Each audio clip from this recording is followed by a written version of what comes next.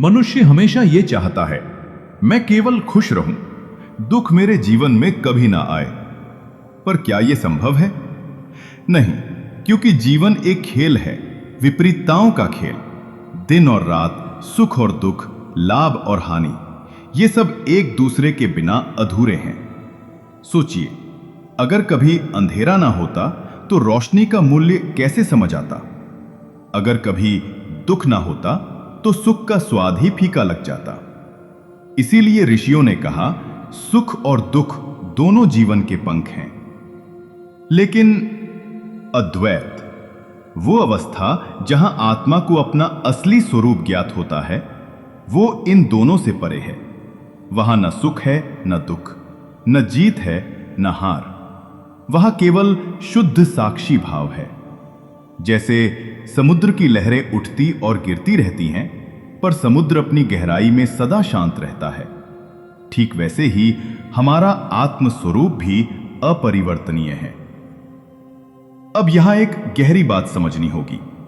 बहुत लोग इस ज्ञान को सुनकर सोचते हैं, अगर मैं अद्वैत को जान लूं तो मुझे केवल सुख ही मिलेगा, मैं दुख से हमेशा के लिए बच जाऊंगा।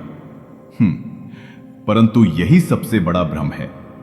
अगर आप अद्वैत की ओर इसलिए बढ़ते हैं कि आप हमेशा सुखी रहें, तो आप फिर से सुख दुख की उसी दौर में फंस गए हैं। अद्वैत का मार्ग किसी चाह, किसी परिणाम की आकांक्षा से नहीं खुलता।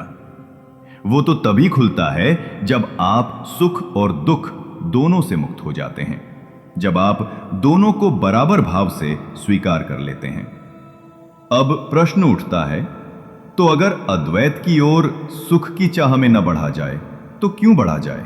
उत्तर यह है, क्योंकि अद्वैत ही सत्य है। आपका असली स्वरूप न सुख है न दुख। आप केवल आत्मा हैं, शुद्ध, शांत, अचल।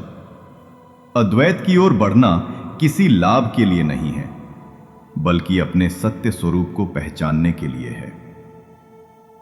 सुख और दुख का खेल केवल स्वप्न है, पर अद्वैत वो जागरण है, और सत्य से बड़ा कोई कारण नहीं होता।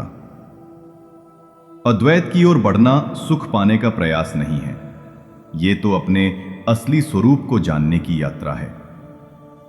जब यह जाना जाता है, तब प्रश्न ही समाप्त हो जाते हैं।